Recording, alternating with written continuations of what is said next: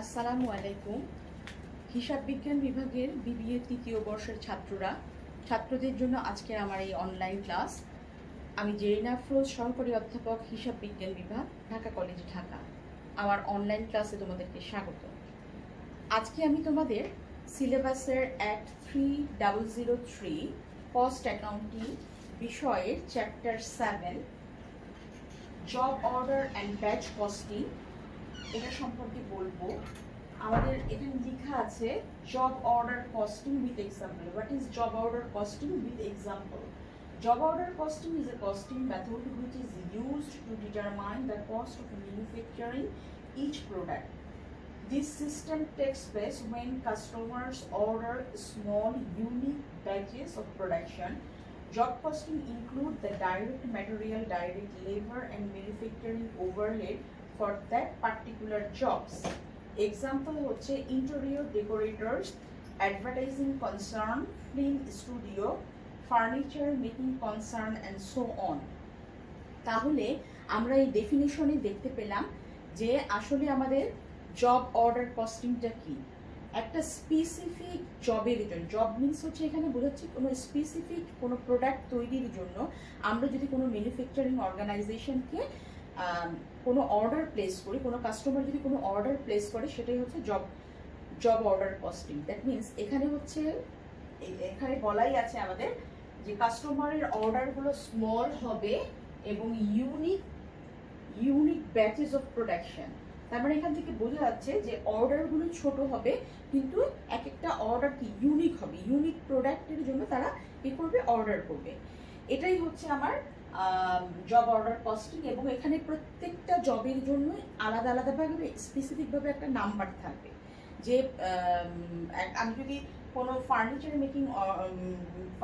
Making কোনো কোম্পানিতে furniture তৈরির জন্য স্পেসিফিক ফার্নিচার আমি ডিজাইন দিয়ে দিলাম এবং বলে দিলাম এতগুলো আমার হয়তো 100টা এরকম ফার্নিচার দরকার, আমি ডিজাইন আলাদা করে দিয়ে দিলাম, তখন সেটাকে ওরা 100টার জন্য একটা ব্যাচ ধরবে, 100টার জন্য একটা অর্ডার ধরবে। এটাকে বলা হয় হচ্ছে job order costing. That means প্রত্যেকটা অর্ডারের জন্য আলাদা আলাদা একটা জব নাম্বার থাকবে। এবং এখানে আমরা দেখছি এই জব কস্টিং এর জন্য কোন কোন জিনিস লাগে আমরা একটু পরে দেখব। যে আমাদের জব কস্ট শিট আছে, জব কস্ট শিট আমরা কিভাবে তৈরি করি। জব কস্ট শিট তৈরি করার জন্য আমাদের যে জিনিসগুলো লাগবে সেটা হচ্ছে ডাইরেক্ট ম্যাটেরিয়াল, ডাইরেক্ট লেবার এবং ম্যানুফ্যাকচারিং ওভারহেড।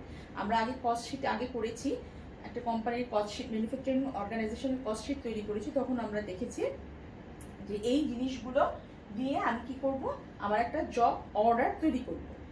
দ্যাট মিনস একটা স্পেসিফিক জব অর্ডারের পিছনে আমার যে খরচটা হচ্ছে সেই খরচ বা জব কস্ট শিট তৈরি করব। এবং এই জব কস্ট শিট থেকে আমরা জানতে পারবো যে ওই জব থেকে আমার কি পরিমাণ প্রফিট হচ্ছে। আর এই জব কস্টিংটা আমি কেন করব, জব অর্ডার কস্টিংটা মেইনলি করা হয় যে আমার প্রফিটটা একটা স্পেসিফিক জবের জন্য আমার প্রফিটটা কতটুকু হবে সেটা জানার জন্য, এবং পরবর্তীতে এবং ওই জবের জন্য আমার কস্টিংটা কতটুকু হবে এবং প্রফিটটা কতটুকু হবে। যেই জবের অর্ডারটা আমি নিচ্ছি বা যেই জবের অর্ডারটা ম্যানুফ্যাকচারিং অর্গানাইজেশন নিচ্ছে, সেই জবের জন্য সেই জবের সিমিলার জব যদি আমি পরবর্তীতে করতে যাই তাহলে আমার কি পরিমাণ কস্টিং হতে পারে ইন ফিউচার, সেই জিনিসটাও আমরা এই জব অর্ডার কস্টিং থেকে ক্যালকুলেট করতে পারি। এগুলো হচ্ছে এটার অবজেক্টিভ, মানে জব অর্ডার কস্টিংটা কেন একটা অর্গানাইজেশন করে।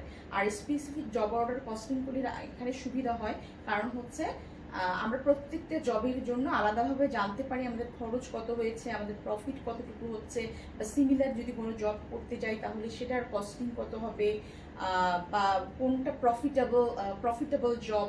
এরকম যেমন এখানে অনেক উদাহরণ দিয়েছি আমি। তারপর তার মধ্যে আছে যেমন ফিল্ম স্টুডিও, একজন পরিচালক বলে দিল তার ফিল্মটা এরকম হবে, ইনস্ট্রাকশন সে দিয়ে দিল বা বলে দিল, সেই ক্ষেত্রে হতে পারে। বা এখানে একটা বলিনি টয় ইন্ডাস্ট্রি, যারা বিভিন্ন ধরনের খেলনা তৈরি করে, কেউ বললো যে গাড়ির স্যাম্পল দিয়ে দিল বা বলে দিল যে এই টাইপের গাড়ি, এই গাড়ির জন্য কতগুলো অর্ডার এবং তার জন্য খরচ কত।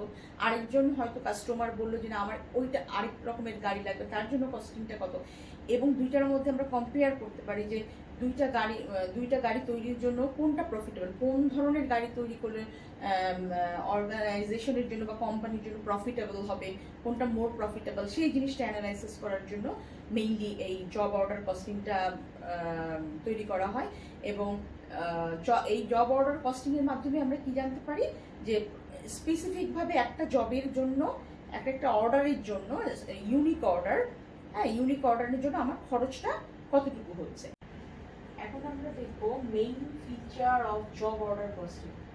মেইন ফিচারগুলো কি, বৈশিষ্ট্যগুলো কি। ইচ জব ডিস্টিংগুইশেবল, তার মানে হচ্ছে একটা জবের সাথে আরেকটা জবের কোনো মিল নেই। দ্যাট মিনস প্রত্যেকটা জব সেপারেট, প্রত্যেকটা জবের একটা স্পেসিফিক নাম্বার থাকবে, প্রত্যেকটা জব হচ্ছে একটা স্পেসিফিক অর্ডারের অ্যাগেনস্টে একটা স্পেসিফিক নাম্বার থাকে প্রত্যেকটা জবের, এবং একটা জবের সাথে আরেকটা জবের কোনো সামঞ্জস্য থাকে না।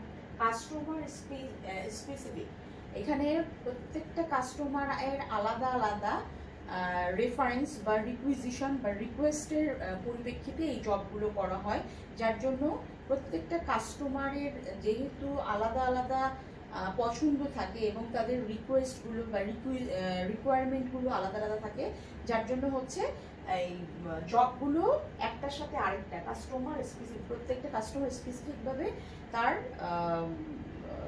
জবগুলো, মানে সে যে অর্ডারটা প্লেস করছে সেই অর্ডারের অ্যাগেনস্টে সে স্পেসিফিকভাবে বলে দিবে যে কি ধরনের জিনিস তৈরি করবে। যেমন আমরা এর আগে একটা উদাহরণ দিয়েছিলাম ইন্টেরিয়র ডেকোরেশনের ক্ষেত্রে। ইন্টেরিয়র ডেকোরেশনের ক্ষেত্রে আমরা বলতে পারি যে একটা বাড়ি কিভাবে সাজাবে বা অফিস কিভাবে সাজাবে সেটা কাস্টমারের টেস্ট অনুযায়ী বা ক্লায়েন্টের টেস্ট অনুযায়ী সেই ইন্টেরিয়র কোম্পানিটা করে থাকে। এক একটা কাস্টমারের টেস্ট এক এক রকম হবে, যার জন্য এই কাস্টমার তাকে স্পেসিফিকভাবে বলে দিবে যে এই কাজটা এইভাবে করতে হবে, ওই কাজটা ওইভাবে করতে হবে। প্রত্যেকটা কাস্টমারের টেস্ট অনুযায়ী কাজটাও ভিন্ন হবে। এবং এখানে আমরা আগেই বলেছি যে প্রত্যেকটা অর্ডারই এখানে আলাদা আলাদা হবে এবং অর্ডারের নাম্বারগুলো সেপারেট থাকবে। এরপরে দেখি সেপারেট রেকর্ড। প্রত্যেকটা জবের জন্য সেপারেট জব নাম্বার অনুযায়ী রেকর্ডগুলো সেপারেট থাকবে। একটা জবের অ্যাগেনস্টে যে খরচগুলো হবে সেপারেট রেকর্ড, একটা জবের অ্যাগেনস্টে যেই খরচগুলো হবে সেই খরচটা আরেকটা জবের মধ্যে সেটা ইনক্লুড হবে না। প্রত্যেকটা জব হচ্ছে সেপারেট, ইন্ডিভিজুয়াল, এবং এদের রেকর্ডিং সিস্টেমটাও ইন্ডিভিজুয়াল। সেখানে জব প্রত্যেকটার ক্ষেত্রে জব নাম্বার লিখে থাকবে যে এইটা এই জব নাম্বারে, যেমন 506, এটা 506 এর অ্যাগেনস্টে যে খরচটা হচ্ছে সেটা জব নাম্বার 506 এর অ্যাগেনস্টে সেই সব খরচগুলো হবে। এবং আমরা আগেই জব কস্ট শিট হচ্ছে একই রকম, যে জব নাম্বার অনুযায়ী প্রত্যেকটা জবের ক্ষেত্রে আলাদা আলাদাভাবে কস্ট অ্যাকাউন্টেন্ট কি করবে, জব কস্ট শিট তৈরি করবে। সেখানে জব কস্ট শিট আমরা পরবর্তীতে দেখবো। জব কস্ট শিটে ওই জবের অ্যাগেনস্টে আমার যে খরচ হয়েছে সেই খরচটা কি করবে, জবের অ্যাগেনস্টে আমার যে খরচটা হয়েছে সেই খরচটা আমার এই জব কস্ট শিটে থাকবে। এবং খরচটা সাধারণত তিনটা হয়ে থাকে। একটা হচ্ছে কি আমার ডাইরেক্ট ম্যাটেরিয়াল, ডাইরেক্ট লেবার, আর একটা হচ্ছে ম্যানুফ্যাকচারিং ওভারহেড। এই তিনটার বেসিসে কস্ট অ্যাকাউন্টেন্ট কি করবে, জব কস্ট শিট তৈরি করবে। আর জব কস্ট শিটে সমস্ত কস্টগুলো রেকর্ড করার ফলে সেটাকে ট্রান্সফার করা হবে জব অ্যাকাউন্টে বা জব অ্যাকাউন্টে সেটা ট্রান্সফার করা হবে। এবং এই জব অ্যাকাউন্টে ট্রান্সফারের মাধ্যমে ওই জবের সম্পূর্ণ কাজটা শেষ হয়ে যাবে। তাহলে এইভাবে এগুলোই হচ্ছে সাধারণত একটা জব অর্ডার কস্টিং এর স্পেসিফিক বা মেইন ফিচার। এই বৈশিষ্ট্যগুলি সাধারণত জব অর্ডার কস্টিংটাকে অন্য যে কোনো কস্টিং, বেস কস্টিং বা কন্ট্রাক্ট কস্টিং থেকে সেপারেট করে। এখন আমরা দেখবো advantage and disadvantage of job order costing. যে এই জব অর্ডার কস্টিং এর সুবিধা এবং অসুবিধাগুলো কি। প্রথমে আমরা সুবিধার দিকে খেয়াল করি। এখানে অ্যাডভান্টেজে দেওয়া আছে profit or loss is asserting separately. তার মানে যেহেতু প্রত্যেকটা জব আলাদা আলাদা ভাবে জব নাম্বার দিয়ে তৈরি করা হয়, সেহেতু এদের প্রত্যেকটা জবের প্রফিট কত বা লস কত সেটা আলাদাভাবে ডিটেক্ট করা হয়। 2 নম্বরে হচ্ছে help management to know about the profitability of the job. এটা ম্যানেজমেন্টকে প্রত্যেকটা জব থেকে কি পরিমাণ প্রফিট হচ্ছে বা কোন জবটা বেশি প্রফিটেবল সেই জিনিসটা ম্যানেজমেন্টকে বুঝতে সাহায্য করে। যে কোন জবটা, এখানে বিভিন্ন যেহেতু জবের নাম্বার থাকে, কোন জবটা আরেকটা জবের তুলনায় বা অনেকগুলো জব কম্পেয়ার করার ফলে কোন জবটা বেশি প্রফিটেবল হয় সেটা ম্যানেজমেন্টকে বোঝার জন্য এটা সহায়ক। নাম্বার 3 হচ্ছে detail analysis of the element of cost. এখানে এলিমেন্টের কস্টটা ডিটেইল করা সম্ভব, যেহেতু আমাদের প্রত্যেকটা এখানে ম্যাটেরিয়ালের পেছনে আমার খরচ কত হচ্ছে, লেবারের পেছনে খরচ কত হচ্ছে, এবং যদি কয়েকটা ডিপার্টমেন্ট থাকে সেই প্রত্যেকটি ডিপার্টমেন্টের সেপারেটভাবে কত খরচ হচ্ছে, ওভারহেডের পিছনে কত, এই যে প্রত্যেকটা আলাদা আলাদাভাবে স্পেসিফিক করা থাকে বিধায় আমাদের এই ডিটেইল জানতে সুবিধা হয় যে কোন এলিমেন্টের পেছনে কত খরচ হলো সেটা জানতে সুবিধা হয়। Spoilage and defective jobs can be easily identified. তার মানে এই জবের ভিতরে যদি কোনো ডিফেক্টিভ ইউনিট থাকে বা কোনো স্পয়েলেজ ইউনিট থাকে তাহলে এটা সহজেই ডিটেক্ট করা যায়, এবং এই স্পয়েলেজ এবং ডিফেক্টিভ ইউনিটের জন্য কোন ডিপার্টমেন্ট দায়ী, এটা কি ম্যাটেরিয়াল স্টোর থেকে এসছে খারাপ ম্যাটেরিয়াল, নাকি কোনো লেবারের কাজের জন্য এটা হয়েছে, বা কোনো ওভারহেডের ইনডাইরেক্ট কোনো ম্যাটেরিয়ালের কারণে বা ওয়ার্কারের কারণে এটা হয়েছে, সেইটা সহজেই ডিটেক্ট করা যায় যেহেতু এখানে এলিমেন্টগুলো কম, এবং সেই অনুযায়ী ব্যবস্থা গ্রহণ করা যায় ওই ডিপার্টমেন্টের বিরুদ্ধে। 5 হচ্ছে it is helpful for preparation of future budget. এটা ফিউচার বাজেট তৈরি করার জন্য এটা হেল্পফুল। কিভাবে? কারণ হচ্ছে জবগুলো, যেমন আমি একটু আগে বলেছিলাম যে যদি কোনো টয় ম্যানুফ্যাকচারিং অর্গানাইজেশনের দিকে আমরা তাকাই তাহলে আমরা দেখতে পারি যে কোনো কাস্টমার স্পেসিফিকভাবে কোনো গাড়ি, খেলনা গাড়ি তৈরির কথা বলে দিল এবং ডিজাইন দিয়ে দিল, সেই গাড়ির পেছনে যে পরিমাণ খরচটা হলো, আরেকজন কাস্টমার যখন একটু মডিফাইড গাড়ি, রিমোট কন্ট্রোল গাড়ি সে যদি অর্ডার দেয় তাহলে তার পিছনে কি খরচ হলো, এবং এই পরবর্তীতে কেউ যদি ওই রিমোট কন্ট্রোল গাড়ির অন্য মডেল চেঞ্জ করে যদি অর্ডার দেয় তার পিছনে খরচ কত হবে। এটা আমাদের বাজেট প্রিপারেশনে, পরবর্তী জবের জন্য বাজেট প্রিপারেশন এটা অনেক বেশি হেল্পফুল। এরপরে আমরা দেখব ডিসঅ্যাডভান্টেজ। ডিসঅ্যাডভান্টেজের মধ্যে বলা আছে it involves more clerical work for cost collection, more supervision, this add to cost and make it costly. তার মানে হচ্ছে এটাকে বলা হচ্ছে মোস্ট ক্লারিক্যাল জব, যেহেতু এখানে কস্ট কালেক্ট করা হচ্ছে, দ্যাট মিনস ম্যাটেরিয়ালের জন্য স্টোর ডিপার্টমেন্ট কি পরিমাণ ম্যাটেরিয়াল ইস্যু করলো, সেই ম্যাটেরিয়ালের কস্টিং কত, এটা জানতে হয় আলাদাভাবে। আবার একজন লেবার কি পরিমাণ কাজ করলো, তারপর হচ্ছে লেবারের টাইম কার্ড যেটা সেটাকে মেনটেন করতে হয় আলাদাভাবে, এবং সেই টাইম কার্ডের ভিত্তিতে লেবার কস্টিং কত হলো, লেবারদের কোনো ওভার টাইম আছে কিনা সেই জিনিসটা দেখা, এবং ম্যানুফ্যাকচারিং ওভারহেডের জন্য আলাদাভাবে কত খরচ হয়েছে, ডাইরেক্ট ম্যানুফ্যাকচারিং ওভারহেড থাকতে পারে, ইনডাইরেক্ট থাকতে পারে, সেই জিনিসগুলো, বা ফিক্সড ম্যানুফ্যাকচারিং ওভারহেড থাকতে পারে, সেই জিনিসগুলো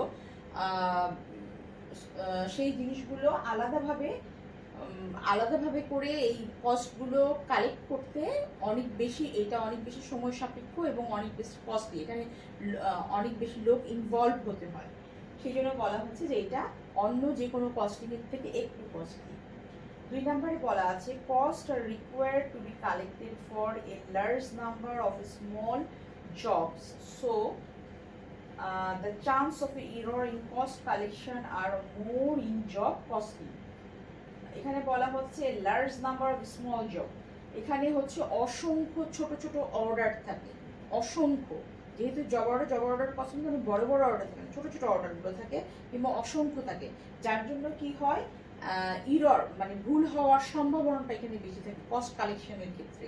যেমন ম্যাটেরিয়াল স্টোর ডিপার্টমেন্টে যে হয়তো 520 সেখানে 510 হয়ে যেতে পারে, বা 530 হয়ে যেতে পারে, বা 522 হয়ে যেতে পারে। এই যে ভুলগুলো 2 বা 3 এরকম যদি কোনো ভুল হয়ে থাকে তাহলে কিন্তু পুরোটাই মিস্টেক হয়ে যাবে। এই জন্য বলা হয়েছে যেহেতু অর্ডারগুলো ছোট ছোট হয় এবং অসংখ্য অর্ডার হয়, যার জন্য এখানে ভুল হওয়ার সম্ভাবনাটা একটু বেশি থাকে। 3rd নম্বরে বলা হয়েছে as it is historical in nature cannot be of much help for cost control.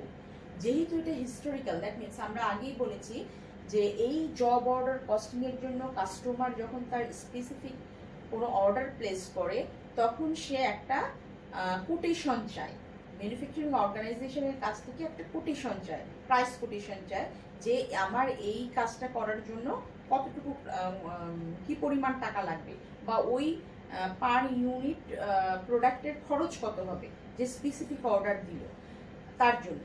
তাহলে যে এইটা করা হয় কস্ট এস্টিমেশনের বেসিসে, কোটেশনটা করা হয় কস্ট এস্টিমেশনের বেসিসে। কস্ট এস্টিমেট করে তার সাথে একটা পার্সেন্টেজ অ্যাড করা হয়, প্রফিটের পার্সেন্টেজ, তারপর কোটেশনটা দেওয়া হয়। যেহেতু এটা এস্টিমেশনের বেসিসে, অ্যাকচুয়াল হচ্ছে না, এটা হিস্টোরিক্যাল। হ্যাঁ, তার মানে প্রিভিয়াস ইয়ারের রেকর্ড ঘেটে বা প্রিভিয়াস ইয়ারে আমরা যে বলেছিলাম বাজেট প্রিপারেশনের সুবিধা হয়, তাহলে প্রিভিয়াস ইয়ারের ওই ধরনের প্রোডাক্ট তৈরির উপর ডিপেন্ড করে নিয়ে একটা এস্টিমেটেড কোটেশন তৈরি করা হয়, যার জন্য হচ্ছে এটা কন্ট্রোলিং প্রসেসটা পরবর্তীতে যদি দেখা যায় যে কস্টটা বেশি হয়ে গেছে, সেক্ষেত্রে আর কিছু করার থাকে না। ঠিক আছে, এই জন্যই বলা হচ্ছে যে যেহেতু এটা হিস্টোরিক্যাল ইন নেচার, এই কারণে এর কন্ট্রোলিংটা একটু কম হয় অন্য যে কোনো কস্টিং এর তুলনায়। এখন আমরা দেখবো জব কস্টিং প্রসিডিউরটা কি। আর রিসিভিং এনকোয়ারি, এখানে হচ্ছে কাস্টমার যখন আসবে তখন সে প্রোডাক্টের স্যাম্পল নিয়ে আসবে যে এই টাইপের আমি একটা প্রোডাক্ট চাই, আমার প্রাইসটা কীরকম হতে পারে, সেই জিনিসটা সে এনকোয়ারি করবে। রিসিভিং এনকোয়ারি, সে এনকোয়ারি করে জানবে যে সে এই প্রোডাক্টের প্রাইসটা কেমন হতে পারে বিভিন্ন কোম্পানিতে। 2 নাম্বার হচ্ছে estimation of the price of the job. তখন কোম্পানি, ম্যানুফ্যাকচারিং কোম্পানি কি করবে, যেই অর্ডার, যেই ডেমোটা সে দেখাবে, যেটার জন্য সে অর্ডার প্লেস করবে, সেটার এস্টিমেট প্রাইসটা কত হতে পারে। তার মানে হচ্ছে প্রিভিয়াস ইয়ারে সেরকম যদি কোনো কাজ হয়ে থাকে, সেটার উপরে বেস করে সে কি করবে, একটা এস্টিমেটেড কস্ট ধরবে, যে তার যে কস্ট তার সাথে কিছু পার্সেন্টেজ অ্যাড করে, প্রফিটের কিছু পার্সেন্টেজ অ্যাড করে সে একটা প্রাইস কোটেশন তৈরি করবে। এরপরে সেই কোটেশন তৈরি করার পরে সেই প্রাইসে যদি কাস্টমারের সাথে নেগোসিয়েশন করবে, সেই প্রাইসে যদি কাস্টমার স্যাটিসফাই হয়, তাহলে কাস্টমার অর্ডার প্লেস করবে। রিসিভিং অর্ডার, কাস্টমারের কাছে কাস্টমার স্যাটিসফাই হলো এবং অর্ডার প্লেস করলো, তাইলে কোম্পানি কি করলো, অর্ডারটা পেল, অর্ডারটা রিসিভ করলো। দেন এই রিসিভিং অর্ডার এবং এই অর্ডারটা রিসিভ করে সাধারণত production department, production planning department হচ্ছে এই অর্ডারটা রিসিভ করে। প্রিপারেশন অফ প্রোডাকশন অর্ডার, এরপরে কি, অর্ডারটা রিসিভ করার পরে এই প্রোডাকশন অর্ডারটা কিভাবে তৈরি করবে, জিনিসটা যে সে কাস্টমার অর্ডার দিয়ে গেল, সেই অর্ডারটা কিভাবে প্রোডাকশন ডিপার্টমেন্ট সেই অর্ডারটা তৈরি করবে, তার জন্য যে জিনিসগুলো লাগবে সেগুলো আমরা দেখতে পাচ্ছি। Production order consist of the following particulars. কি কি পার্টিকুলার্স থাকবে প্রোডাকশন অর্ডারের মধ্যে? Date on which the order is prepared, যেই তারিখে অর্ডারটা তৈরি করা হয়েছে সেই তারিখে ডেট থাকবে। জব অর্ডার নাম্বার, যেহেতু আমরা প্রত্যেকটা অর্ডারের জন্য আলাদা আলাদাভাবে একটা জব নাম্বার পড়ে, সেই জন্য আমাদের কি করতে হবে, একটা জব নাম্বার দিতে হবে। Description of the goods to B produced, কি ধরনের প্রোডাক্ট তৈরি করতে হবে সেটার একটা বিবরণ থাকবে এই প্রোডাকশন অর্ডারের ভিতরে। Number of goods to B produced, কতটা সংখ্যা, ওই কাস্টমার কতগুলো সংখ্যার অর্ডার দিয়ে গেছে, কতগুলো গুডস বা পণ্য তৈরি হবে সেই কাস্টমারের অর্ডারের এগেইনস্টে, সেটার সংখ্যা লেখা থাকবে। Date of starting the work, ওই কাজটা কবে শুরু হবে সেটা ডেট থাকবে। Date of completing the work, এবং কাজটা কবে শেষ হবে সেটারও একটা ডেট মেনশন থাকবে অর্ডারের ভিতরে। Listing of material to be used, কি কি ধরনের ম্যাটেরিয়াল এখানে এই প্রোডাক্টটা তৈরি করার জন্য কি কি ম্যাটেরিয়াল ইউজ করা হবে সেটার একটা লিস্ট থাকবে। সিকোয়েন্স অফ প্রোডাকশন প্রসেস, কিসের পরে কি কোনটা আসবে, ম্যাটেরিয়ালের পরে লেবার আসবে, এবং সেইভাবে কি সিকোয়েন্সে সেইটা এই প্রোডাকশনটা হবে, প্রোডাকশন প্রসেসটা চলতে থাকবে, সেই সিকোয়েন্সটা লেখা থাকবে। Signature of the production manager, এই প্রোডাকশন অর্ডারটা তৈরি করে প্রোডাকশন ম্যানেজার, এবং সেই নিচে প্রোডাকশন ম্যানেজারের একটা সিগনেচার থাকবে। এরপরে 5-এ আমরা দেখতে পাচ্ছি প্রিপারেশন অফ ডিজাইন। এটা সাধারণত ইঞ্জিনিয়ারিং ডিপার্টমেন্ট যেটা থাকে, এটা কাস্টমারের রিকোয়ারমেন্ট অনুযায়ী, যদি আমরা ইন্টেরিয়র ডিজাইনের কথা চিন্তা করি তাহলে হচ্ছে আর্কিটেক্ট যারা থাকেন তারা এই ডিজাইনটা প্রিপেয়ার করে। কাস্টমার হয়তো তার রিকোয়ারমেন্টগুলো বলে যায় এইভাবে তৈরি করতে হবে, সেই অনুযায়ী তারা ডিজাইন তৈরি করে ইঞ্জিনিয়াররা। এরপরে হচ্ছে ইঞ্জিনিয়ার কাদের সহায়তায়, এই প্রোডাকশন ডিপার্টমেন্টের সাথে, কারণ অর্ডারটা নেয় হচ্ছে প্ল্যানিং প্রোডাকশন ডিপার্টমেন্ট, সুতরাং কি অর্ডার দিয়েছে সেটা তাদের জানা থাকে, এই জন্য তাদের সহায়তায় ইঞ্জিনিয়াররা কি করে, ডিজাইন করে। 6 নাম্বার আমরা দেখতে পাচ্ছি execution of the job and it's inspection.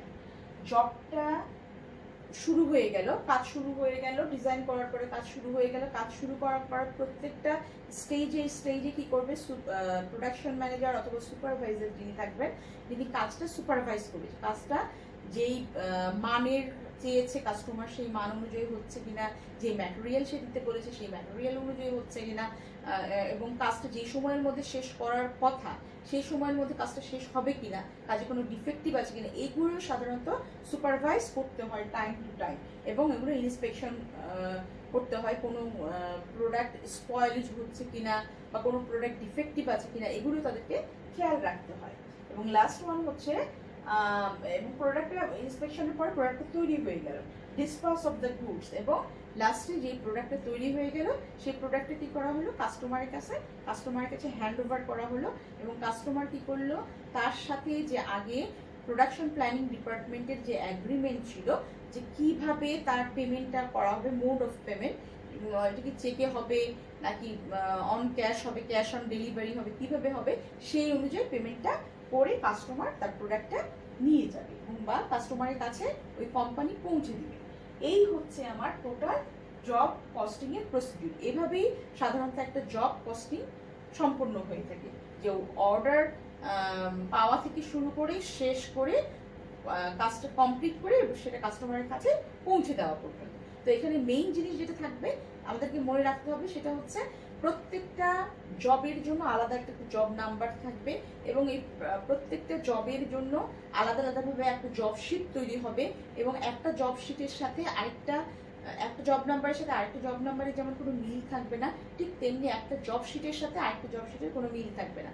যখনই ওই জবের কাজটা সম্পূর্ণ শেষ হয়ে গেল তখন আমার জব শিটটা ক্লোজ হয়ে গেল। এইভাবে এটাই হচ্ছে আসলে জব কস্ট। এখন আমরা দেখবো 5 completing a job cost sheet. এই জব কস্ট শিটটা কিভাবে তৈরি করতে হয় সেটা এই জিনিসটা আমরা দেখব। আমরা একটা অঙ্কের মাধ্যমে সরাসরি এই জব কস্ট শিট তৈরিতে চলে যাচ্ছি।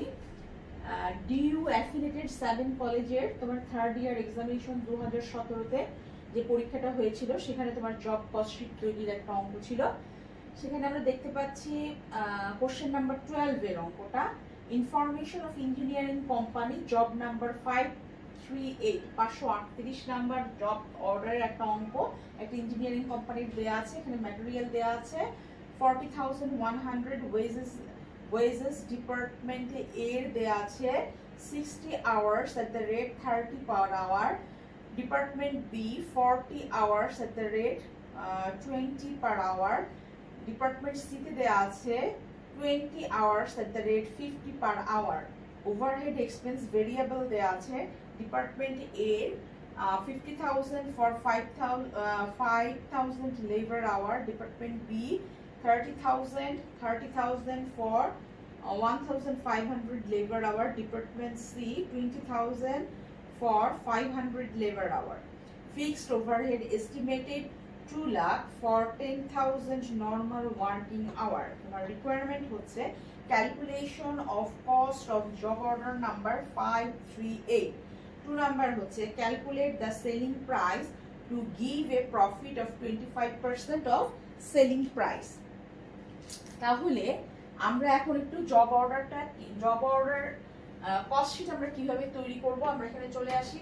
আমরা প্রথমেই বলেছিলাম প্রত্যেকটা জবে কি থাকবে, আমার ম্যাটেরিয়াল থাকবে। এখানে দেখো তোমার 40,100 ম্যাটেরিয়াল আছে, এই যে ম্যাটেরিয়াল আমরা 40,100 এখানে নিলাম। এরপরে দেখো ওয়েজেস দেয়া আছে, এখানে ওয়েজেস সরাসরি রেট দেয়া আছে 60 hours at the rate 30 per hour.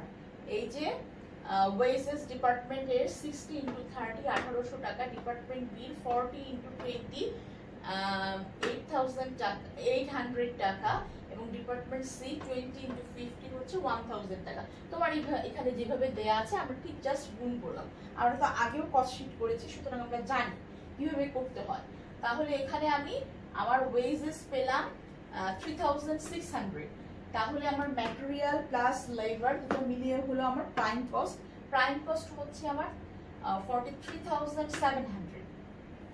এরপরে যে জিনিসটা তোমাদেরকে একটু খেয়াল করতে হবে সেটা হচ্ছে factory overhead variable. Factory overhead ভেরিয়েবলে দেখো ডিপার্টমেন্ট এতে বলা ছিল 50,000 ফর 5,000 লেবার আওয়ার। আমার যেহেতু স্পেসটা কম এই জন্য আমি তোমাদের ওয়ার্কিংসটা নোটটা এইভাবে করিয়ে দেখিয়েছি, কিন্তু তোমরা পরীক্ষার সময় আলাদাভাবে নোট আকারে দেখাবে যেভাবে আমরা নর্মালি দেখাই। যেহেতু আমার এখানে জায়গা নেই এই জন্য আমি এখানে তোমাকে ছোট্ট করে নোট দিয়ে জাস্ট তোমাদেরকে এখানে বুঝিয়েছি। তো আমার এখানে ভেরিয়েবল ওভারহেড 50,000 টাকা 5,000 লেবার আওয়ারের জন্য। তাহলে আমার রেট কত? 50,000 ডিভাইডেড বাই 5,000। এই যে এখানে নোটে আমি সেই জিনিসটাই দেখিয়েছি। 50,000 ডিভাইডেড বাই 5 তাহলে কত হয়?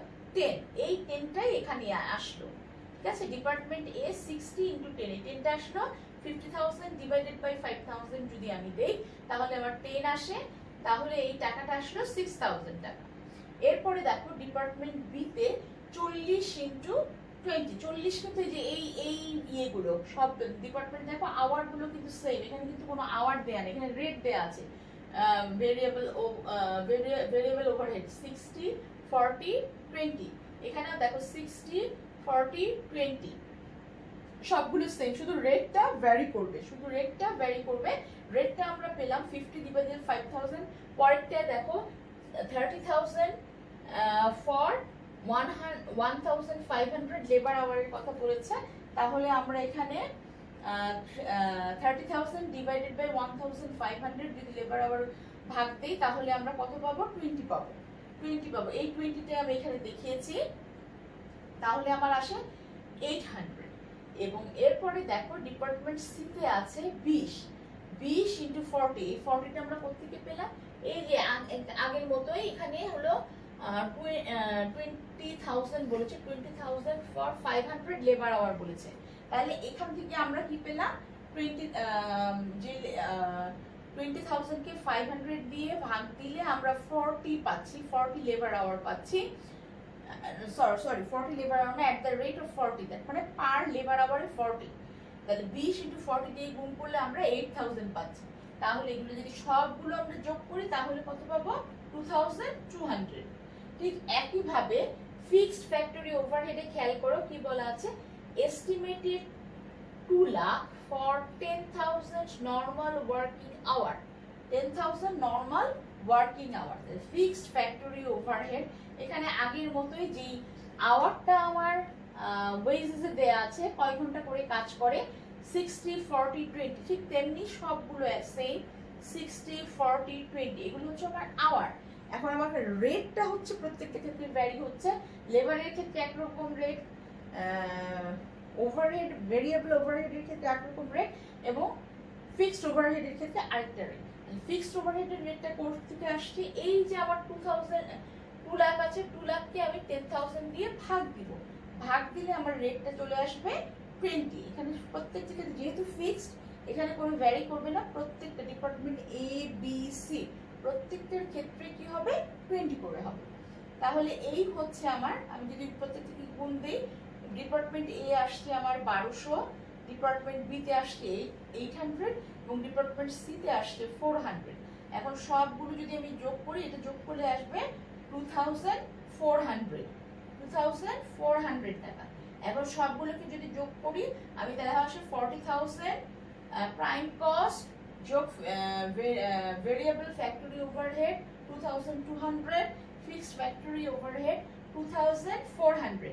তাহলে সবগুলোকে যোগ করলে আসছে আবার 48,300। এটা হচ্ছে আমার টোটাল কস্ট, এটা হচ্ছে আমার টোটাল কস্ট। এখানে দেখো আমার জায়গা কম এই জন্য আমি এখানে একটু দাগ দিয়ে দিয়েছি। এটাই হচ্ছে আমার টোটাল কস্ট, 48,300 হচ্ছে আমার টোটাল কস্ট। এই আমার রিকোয়ারমেন্ট, এক নাম্বার রিকোয়ারমেন্ট শেষ। তোমাকে কি বলেছিল? Calculation of cost of job number 538। তাহলে আমরা এই 538 এর জব ক্যালকুলেশনটা আমরা করে ফেললাম। টোটাল কস্ট আমার 48,300 আসবে। এখন আমরা যাব রিকোয়ারমেন্ট 2 তে। Calculate the selling price to give a profit of 25% of selling price. এটা আমরা কিন্তু আগেও আমরা যখন কস্ট শিট করেছি, কস্ট শিটে আমাদের ঠিক এই রকমই ছিল। তোমরা নিশ্চয়ই এটা সম্পর্কে জানো। কখনো দিতে পারে সেলিং প্রাইসের উপর, কখনো দিতে পারে তোমার কস্ট প্রাইসের উপর। আমরা এই সিস্টেম অ্যাজ অ্যাকাউন্টিং স্টুডেন্ট আমরা এগুলো জানি। তাহলে আবার এই টোটাল কস্ট কত? 48,300। এখন আমরা কি করব? প্রফিট 25%, তোমরা দেখতে পাচ্ছ কিনা জানি না, একদম নিচে প্রফিট 25% অন সেলিং প্রাইস। আমরা জানি 25% অন সেলিং প্রাইস, তার মানে কি আমি যদি সেলিং প্রাইসকে 100 ধরি, প্রফিট আমার 25% বলেছে কিসের উপর? On selling price. সুতরাং সেলিং প্রাইস তোমার 100 ধরতে হবে, প্রফিট হচ্ছে আমার 25, তাহলে কস্ট প্রাইস কত? Selling price minus profit is equal to cost price. তাহলে আমি বলতে পারি যে কস্ট প্রাইস হচ্ছে আমার 75। তাহলে সিম্পল ঐকিক নিয়মে যদি আমরা করি যে আমাদের আমি কি জানি? আমার কস্ট প্রাইসটা আমি জানি, আমি কিন্তু সেলিং প্রাইস জানি না। তাহলে কস্ট প্রাইস যদি আমি এভাবে করি যে আমাদের কস্ট প্রাইস যদি 75 হয়, সেলিং প্রাইস 100, তাহলে কস্ট প্রাইস 1 টাকা হলে কত? এবং কস্ট বাই 48,300 হলে আমার 48,300 হলে আমার সেলিং প্রাইস কত? তোমরা বাসায় এগুলো সব দেখবে। তাহলে কত? 48,300 আমি একটু ক্যালকুলেটর ইউজ করছি, ইনটু 100 ডিভাইডেড বাই 75 যদি আমি করি তাহলে আমি পাবো 64,400। এখানে আসবে আমার 64,400। এটা হচ্ছে আমার সেলিং প্রাইস। তাহলে এখান থেকে আমি যদি 48,300 মাইনাস করি তাহলে আমি কি পাবো? আমি পাবো প্রফিট হচ্ছে আমার, ওই যে প্রফিট দেখো, প্রফিট হচ্ছে আমার 16,100, 16,100 হচ্ছে আমার প্রফিট। এই হলো আমার কস্ট শিট তৈরি। তাহলে নিশ্চয়ই তোমরা এটা বুঝতে পারছো। তোমরা কস্ট শিট আগেও তৈরি করেছো, এটা কোনো কঠিন কিছু না। তোমাদের কস্ট শিটটি সাধারণত এই অঙ্কের মধ্যে আসে, তারপরও পরবর্তী চ্যাপ্টারগুলো আমরা আবার দেখব। তাহলে তোমরা এই কস্ট শিটের জিনিসটা বাসায় প্র্যাকটিস করবে। তোমরা হচ্ছে অঙ্কগুলো দেখবে, বিভিন্ন জাতীয় বিশ্ববিদ্যালয়ের যে প্রশ্নগুলো আছে চ্যাপ্টার ওয়াইজ সেই প্রশ্নগুলো দেখবে, ঢাকা ইউনিভার্সিটির যে পরীক্ষার প্রশ্নগুলো আসছে সেই প্রশ্নের প্যাটার্নগুলো দেখবে। এই প্যাটার্ন দেখে তোমাদেরকে বুঝতে হবে যে কি টাইপের অঙ্কগুলো পরীক্ষায় সাধারণত আসে। যেহেতু তোমাদের সিলেবাস কিছুটা চেঞ্জ, প্রিভিয়াস ইয়ারের কোশ্চেন থেকে কিছুটা চেঞ্জ, কিন্তু এই যে কস্ট শিট জিনিসগুলো, জব অর্ডার কস্টিং এর যে কস্ট শিট কিভাবে প্রিপেয়ার করে এটা কিন্তু প্রিভিয়াসেও ছিল, তোমাদের সিলেবাসেও আছে। সুতরাং এই অঙ্কগুলো বইয়ে দেয়া আছে, এগুলো প্র্যাকটিস করতে হবে এবং পরীক্ষায় যে অঙ্কগুলো এসছে সেগুলো প্র্যাকটিস করতে হবে বিভিন্ন চ্যাপ্টারের। তো আমরা কিন্তু অনলাইন ক্লাসে এই চ্যাপ্টারগুলোর ডিটেল আলোচনা করছি এবং তোমরা বাসায় বসে বসে এগুলো প্র্যাকটিস করবে, স্বাস্থ্যবিধি মেনে চলবে, বাসায় থাকবে এবং এই যে আমরা অনলাইন ক্লাস নিচ্ছি এগুলো প্র্যাকটিস করবে। প্র্যাকটিস করে যদি কোনো সমস্যা হয়, বিশেষ করে আমার সাবজেক্টে আমি বলবো কস্ট অ্যাকাউন্টিংয়ে যদি তোমাদের দুইটা, আজকে সেকেন্ড চ্যাপ্টার, গতদিন আমি আজকে 7 চ্যাপ্টার করাচ্ছি, গতদিন 6 চ্যাপ্টার শেষ করেছি। 6 চ্যাপ্টারের অঙ্কগুলো অলমোস্ট সেম, আমি যেটা করিয়েছি ওইগুলো দেখবে তোমরা। এবং এই চ্যাপ্টারটা শুরু করলাম, এই চ্যাপ্টার সাধারণত কস্ট শিটটাই বেশি আসে।